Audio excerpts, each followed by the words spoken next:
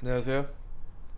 자, 이번 조문 해석은 그 영리기관에 대한 인적, 물적 구분이 명확하지 아니한 계열사 또는 기관 간 발생하는 비용은 연구비로 집행할 수 없다라는 그 문구에 대한 해석이 애매모호해서 구체적으로 어떠어떤 경우에 해당이 되는지를 질의한 내용인데 24년도 혁신법 매뉴얼 Q&A 상에는 두 기관이 출자 관계에 있거나 두 기관의 뭐 대표자 또는 최대 주주가 동일인이거나 특수관계에 있는 경우 등 연구개발기관의 경영에 중대한 영향을 행사할 수 있는 경우인지 포괄적으로 고려하여 판단하여라 함이라고 명시되어 있는데요. 포괄적으로 고려하였을 때 최대 주주가 동일이거나 특수관계에 있는 경우 2번 연구개발기관의 경영에 중대한 영향력을 행사할 수 있는 경우 두 가지 내용 중 1에는 해당이 되나 2에는 해당되지 않을 때 내부 고려로 판단할 수 있는지.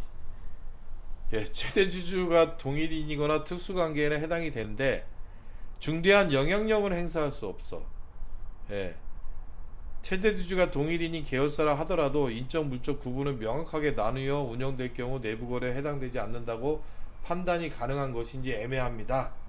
뭐 이게 질문의 유지인데요. 먼저 저걸 좀 볼까요? 그 매뉴얼에 있는 내용을 한번 볼게요. 매뉴얼에 이렇게 돼 있어요. 지금 화면처럼 인적 물적 구분이 명확하지 아니한 계열사 또는 기관의 범위를 예시했습니다. 아예 대표자 또는 최대 주주가 동일한 경우, 대표자 또는 최대 주주가 가족관계인 경우, 가족관계인 경우는 배우자 본인 및 배우자의 직계존비로서 동거하는 형제자매까지 포함됩니다.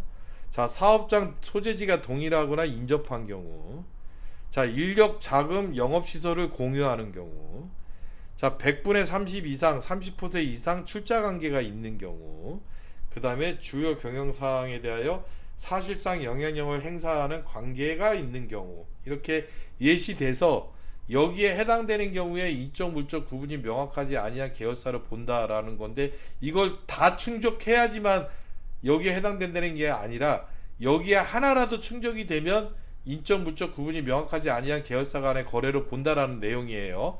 근데 이분은 질의한 내용을 보니까 뭐 하나는 충족하고 하나는 충족이 안 했을 때 볼 수 있는 건지 물어보는데 이 매뉴얼을 해석을 좀 잘못해서 질문한 것 같은데 뭐 답변을 보자고요. 자, 혁신법 매뉴얼은 인적 물적 구분이 명확하지 아니한 계열사 또는 기관 범위 예시에 안내된 항목 중 어느 하나에 해당하는 경우, 어느 하나에 해당, 모두가 아닙니다. 모두가 아니고 어느 하나에만 해당이 되면 인적 물적 구분이 명확하지 아니한 계열사 또는 기관으로 간주될 수 있다는 취지로 안내한 것입니다. 모두 충족이 아니라고 하나만 걸려도 안 된다. 따라서 인적 물적 구분이 명확하지 아니한 계열사 또는 기관의 범위에 안내된 항목 중 어느 하나에 해당한 경우에는 연구협의 사용 여부에 대한 소관 전문기관에 사전 협의하여 진행하실 바라고 참고로 문의하신 내용에서 최대 주주가 동일인인 계열사는 인적 구분이 명확하지 아니한 계열사에 해당된다. 최대 주주가 동일인이고 뭐 특수관계는 맞는데 경영에 중대한 영향력을 행사할 수 없다. 그렇다고 해서 뭐 거래해도 된다? 그게 아니란 얘기예요.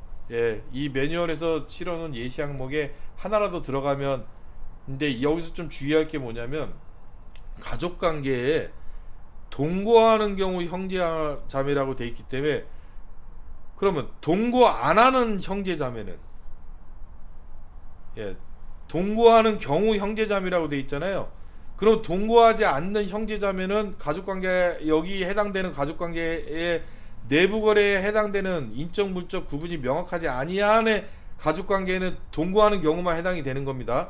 근데 앞에 보면 배우자, 그 다음에 배우자의 직계 존비속, 본인 또는 배우자, 그러니까 부부의 직계 존비속은 동거가 있습니까? 이거는 동거하지 않아도 무조건 여기에 해당이 되면 안 돼요. 가족관계로 봐요. 근데 형제자매는요, 동거를 해야만 됩니다. 같이 살고 있어야 돼. 같이 살지 않고 따로 살고 있는 형제자매는 여기에 해당이 안 돼. 골 때리죠? 이거를 좀 팁으로 좀 해설을 해드렸다. 감사합니다.